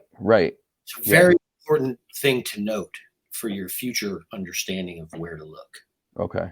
All right. Very important. Well, I'm telling you right now, man, I was out there, and not that I didn't trust you, right? Because I trust you. I've seen what you do, but you in this area, I've come to understand that, like, I've been probably more often disappointed than I have been excited. It's just kind of this area that I live in. There's not a ton of these areas here. Right. And if there are, they're not, I didn't know about them. Right. I've gone to state forests and all that stuff. And it's very hard for one person to go out there in a few hours and scour all this area to try to find the right spots. But that's right. Now that I have, a little bit of an idea of what I'm looking for, should make it a whole lot easier. Absolutely. And I thank you for that. I'm so grateful, man. And the thing is if you're standing, this is the most important realization as a researcher, right? If you're standing there and you've got the evidence of sign, start looking at why that thing is in that area, because there's something there. They're not leaving. It's like everybody, that's the thing where everybody's been going wrong. I think in a lot of these situations, we're filming structures across the country. We're doing all these things. We're not understanding the camouflage abilities of the creatures and that they're probably right there watching. And so most people, they find the evidence and they don't really bother shooting to see if the creature is around because they trust their eyes. Yeah. What we're finding is that our vision is so limited, you can't trust your eyes, not until you learn what they look like in the wild, not when they're standing out in direct sunlight or walking away in a creek bed or, this is what it's like when they're in the plants, and it is different. And so it's like, when people are finding all this evidence, there's something there that's keeping those creatures there, or you wouldn't have found that sign. Right. And in your situation, it may be public occupation of the areas that they used to occupy.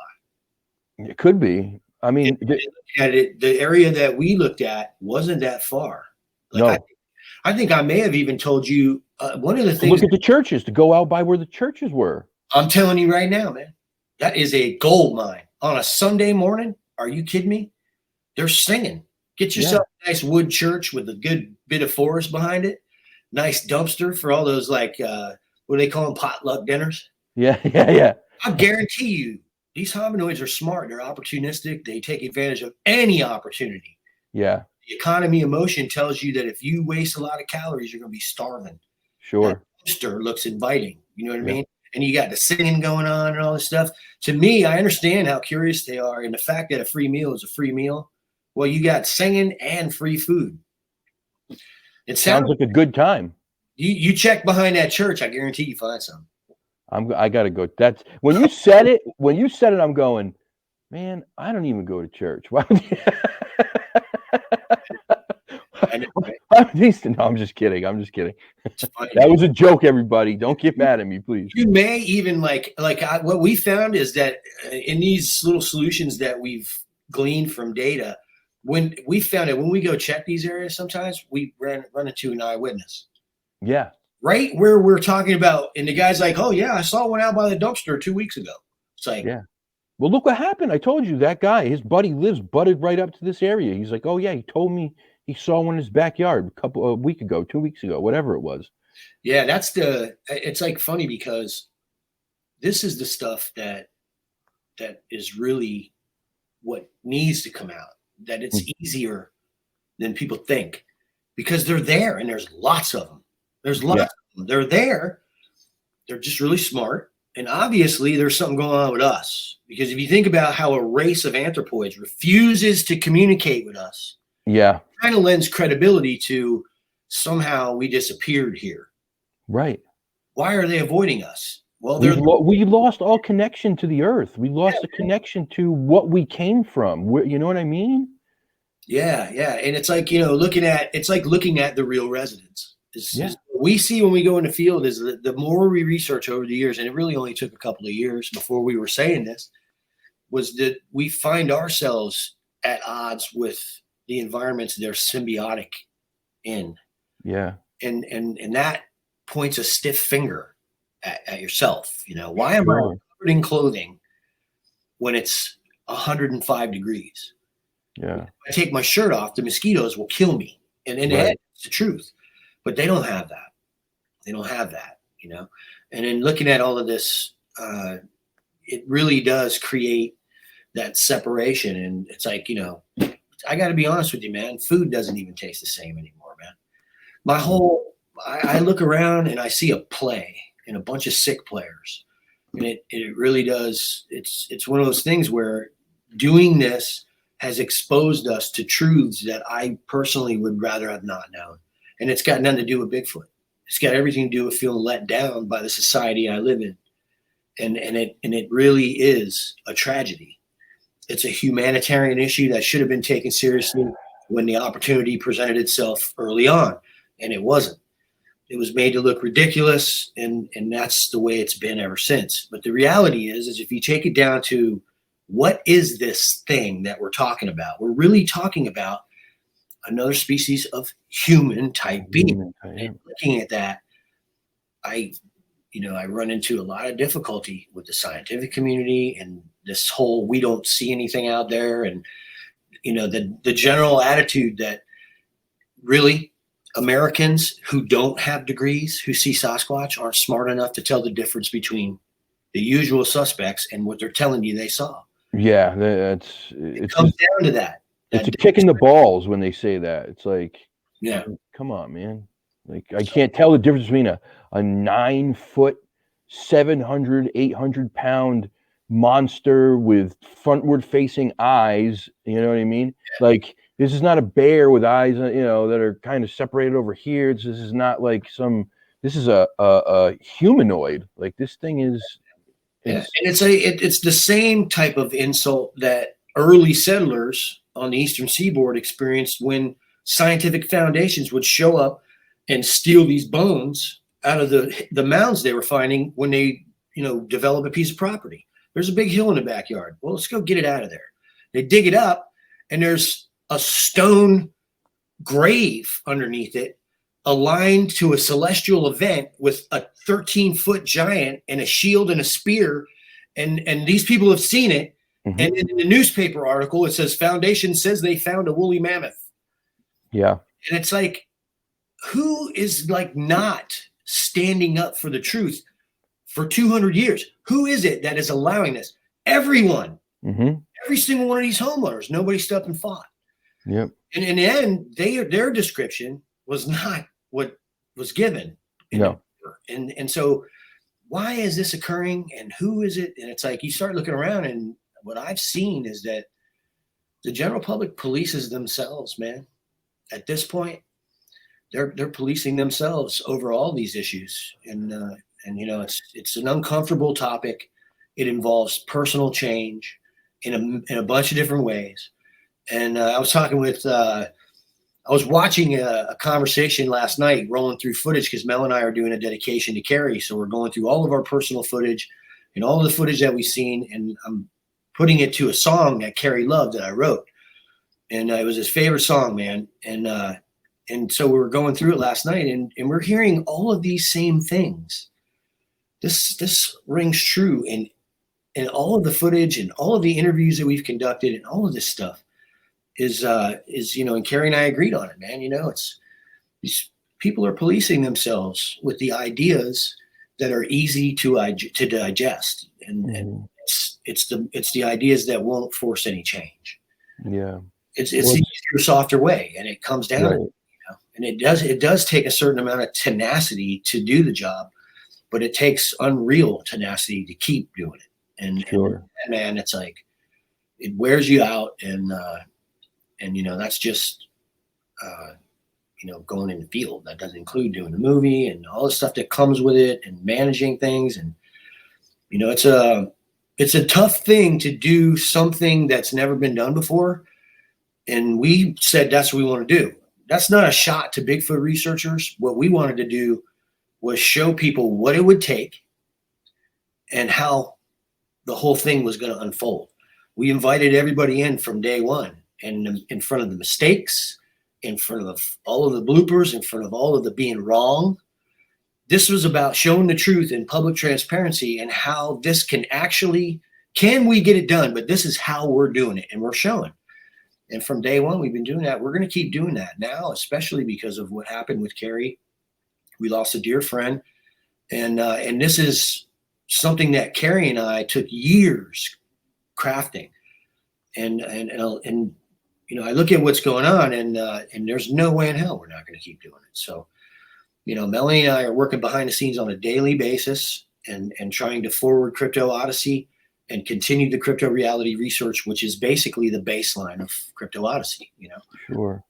So sure. And I know you mentioned in one of your videos the other day that you did, or I think it was Coffee with Mark, that you guys are trying to finish up the Odysseys that you guys started, yours or Donnie's, and then Arkansas. Correct? Is that what you're trying to do? I know there's a lot of stuff going on, but man, yeah. Well, the reality film, the crypto reality story, we don't know anything about that because it was with Carrie.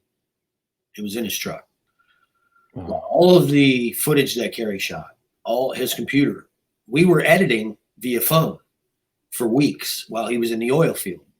And so we've needed to do that where we're working, no matter what we're doing, we're working on the project too. And so at night, Carrie would do certain things when he was free and we were communicating. So, but Melanie and I have been going through all our footage, and we have a considerable amount of footage shot from my cameras. And so we're looking at the possibilities that we may be able to finish the films in some capacity without all that footage. Obviously, we lost the whole crypto reality story. He was working on that for almost 7 months. And he was apprehensive because he really wanted to do a good job. And it was like, man, it's good the way it is, but he was like, really, he wanted to put the finishing touches on it. And unfortunately that apparently I haven't heard anything about it. So we're assuming that all that was lost, unfortunately.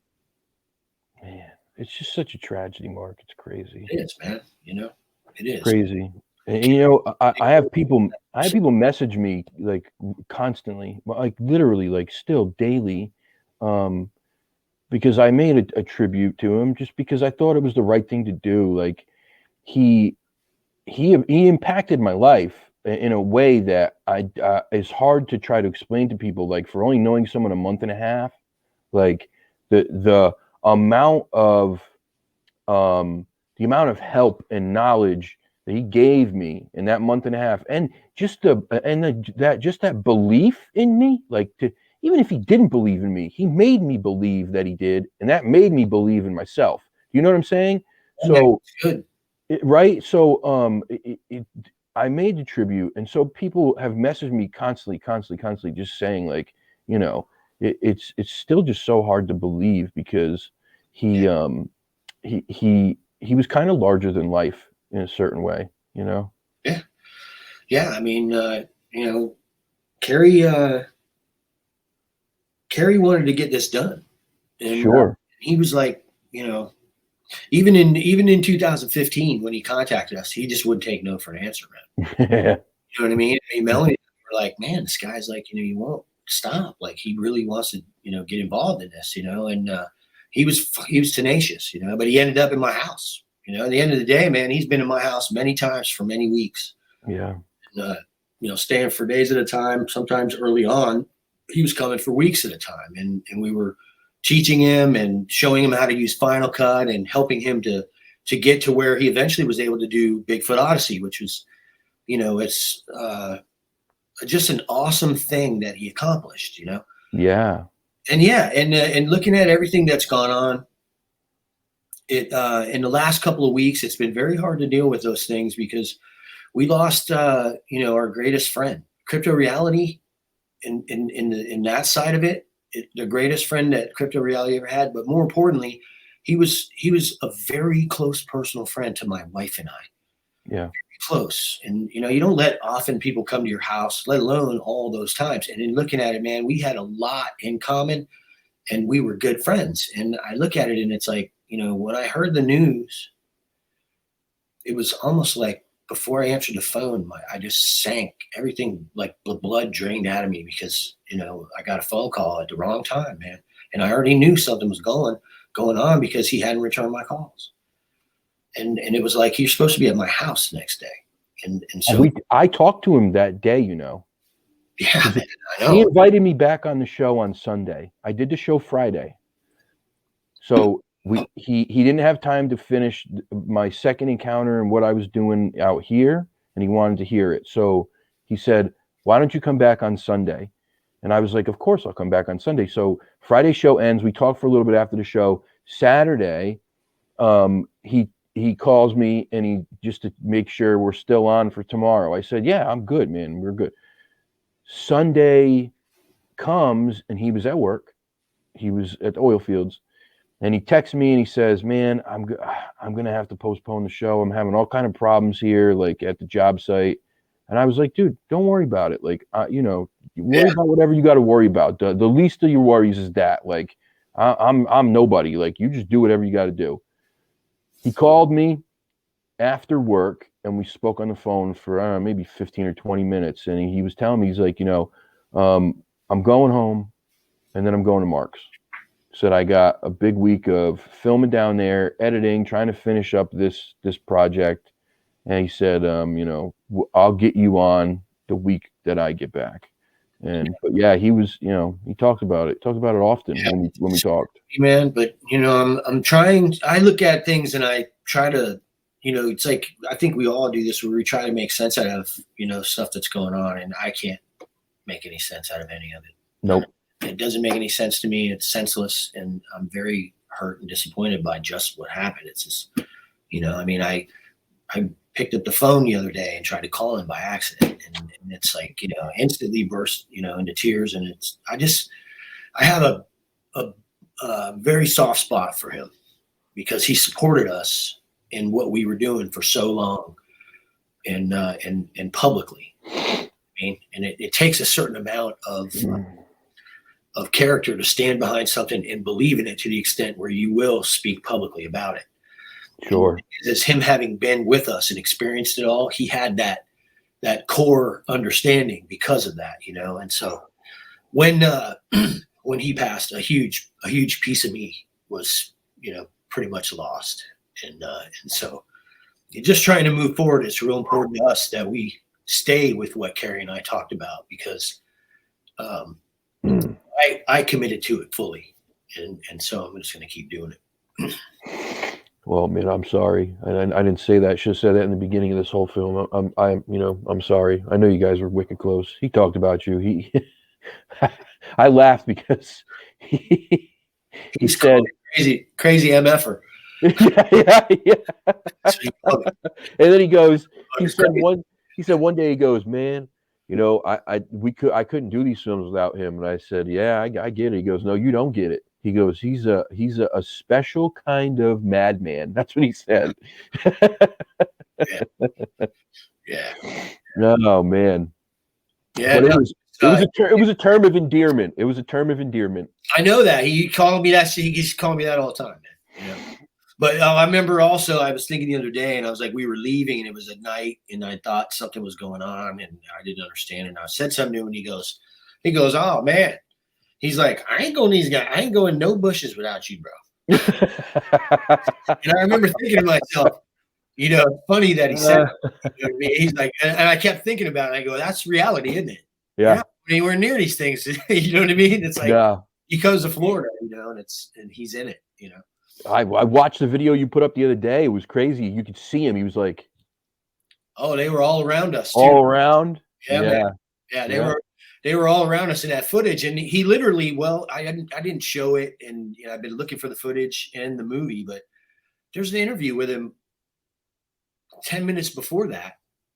And he was facing the opposite direction, looking out where I was, because I was shooting that footage. So I was up on this little hill, and he was shooting me and Melanie as I gave a segment. While he was up there, he saw Bigfoot, and I got it on an interview of it somewhere. I'm going to try to find it, but we witnessed all kinds of stuff in there, and that was literally his first time in the bushes since his sighting. It had been a decade almost, and he was scared to death. And when we were in there, he kept, you know, he was like, he would turn around like when they would talk, because at that point we were so engaged with them. Yeah. It didn't matter that we were people anymore. They would talk. Yeah. You're there. They just let their presence known. So he was amazed, because as we were, you know, walking in, Sasquatch were talking to each other, and it was audible it was crazy loud, you know, and they were just like, oh, I know, all this stuff. And Carrie's looking around at me like, and he doesn't even want to go forward anymore. You know what I mean? He's like, wait, I'm not okay right now. Oh, man. And he had to acclimate to it, you know? Sure, yeah. That's not, most people couldn't just go in there and do what you're doing, bro. You know, I know to you it's pretty normal at this point, but most people aren't going in there and doing what you're doing. Yeah, and it's interesting, because in the beginning, like that, way back then, he started making adjustments real quick, you know? Yeah. So it was really a lot of fun, and over the years, you know, Carrie and I were like brothers. At one point, we were fighting about stuff, and you know, it's like the one thing we both could agree on, and the factor that brought us back together was this mental period. Yeah, sure. And you know, we were adamant, you know, that this wasn't there was nothing gonna stop us, short of obviously, you know. But yeah. So. We're going, man, and we're doing it. Mel's been working her butt off on the website. Yeah. Hi, Mel. We haven't met yet, but hi. She's actually just walking out right now. I don't think she heard you. Hi, Mel. Can you hear me? No. She's on the phone. All right. Yeah. So anyway, it really was a tragedy, and looking at what's going on, I've been set on this path, and part of why is what he wanted. Sure. It's what we were thinking we're going to do. So I like the journey. You know what I mean? I'm anxious to see what happens with the Crypto Odyssey thing. We were doing homeowner interviews and researcher interviews in 2015 and 16, and traveling and doing this kind of thing. And we got away from it because we wanted to focus more intensely on one group and really try to learn something instead of traveling and having to figure it all out every time. Right. It's really what you have to do. So we did that, and I'm glad we did that, because now the traveling and the understanding what's going on wherever we go is a lot easier. Makes it much different, yeah. I'm going to let you go. I don't want to keep you. It's been an hour and 47 minutes. I know you're busy, but I got one question before you leave. Sure. Donnie Miller, he's a buddy. I love Donnie. Good dude. Yeah, I like Donnie a lot, man. He's a great guy. I feel very fortunate that like I made a real good friend with that dude. But he invited me down when he's done with his move. How crazy is that property? Well, it's like the same thing everywhere, right? Like you go in, you see sign, and you don't see them, but they're right there watching you. I can tell you right now, on his property, they're right there watching you. I caught something on film that's extremely large, larger than the other ones. Larger, it matches what we catch down here in the deep south. You know what I mean? It's over 10 foot, whatever it is. It's a spot he calls Jeff's Corner. Yeah, he talked about this with me. Jeff's Corner's no joke, man. Yeah, that's what he said. There's at least one giant, sounded like a female in there. Doesn't mind and all this, you know, really loud. The campsite is harrowing to get to. It's like 8 miles into the woods. Yeah, well, I mean, it's about when you take the right. As soon as you see the right-hand turn you have to take to go into the driveway, which is essentially a 1 car width, you know, cleared trail. That's it. And it's going down hills and all this, but the sugar sand's 3 feet deep. So when I saw it, I was like, oh God, I'm out of gas, man. And Carrie slowed way down because he's got the forward drive. Yeah. He made the turn and I was going too slow, man. I was like, no. I back up, straightened out my truck and got some speed before I started going through that sugar sand because I know how it is. I live in sugar sand down here. You know? Yeah, sure. But anyway, I almost got stuck about 15 times. And I couldn't imagine being there alone, you know what I mean, with no tow. You're out in the middle of nowhere. And I can tell you right now, in that little donut that he cleared, that we put our tents, they are around you all night long. All night. Every side. And they're moving and they're talking and there's stuff going on. It's nuts, man. It's nuts. And, you know, it's one of those things where they're not just going to, it's like a normal Sasquatch campsite. They're screwing around. You think something's going on, but you're not sure. And then rocks and stuff are landing and you're going, who threw that? And yeah, it's all the old obvious stuff because this is how they are. Yeah. But the reality is they're trying to get your attention. Yeah. They're curious. Trying to get your attention. Give it to them. Yeah. They're curious. All right. I lied. I got one last question because the people love these type of questions. What's the biggest one you've ever seen in all the time you've been doing this? How big was it? With my eyes, you mean? Yeah, I mean, even on film. Like, what's the biggest that you've ever seen, either on film, with your eyes, whatever? On film, we've seen things that require confirmation that are over 12 feet tall. Holy shit. They require confirmation. Like, what does that mean? I shot the creature once. I don't care if the creature if there's 3,000 frames of it. If it's not out in the open, I have to go get more confirmation of it because we value corroboration here. Sure. I have files on individuals that appear to be over 12 feet, but I've never caught them on film again yet. I haven't been back to film them yet. So those files are open. And we have files on a lot of individuals that are right around 10 feet. With my own two eyes, I saw one that I think was standing in the water and was at about 9 feet tall. And I filmed in the water. Oh, yeah. He was standing in the water. It was maybe ankle deep on him. And it was probably knee deep on me, you know. Wow. 12 feet. If people, when you say, so like, I think people, you hear 12 feet and you're like, wow, that's big. Let me just try to explain real quick how big that is. Okay. If you ever played basketball, a basketball hoop regulation is 10 feet high. Yeah. Okay. Think about standing underneath that hoop and looking up. So 12 feet is 2 feet taller than that.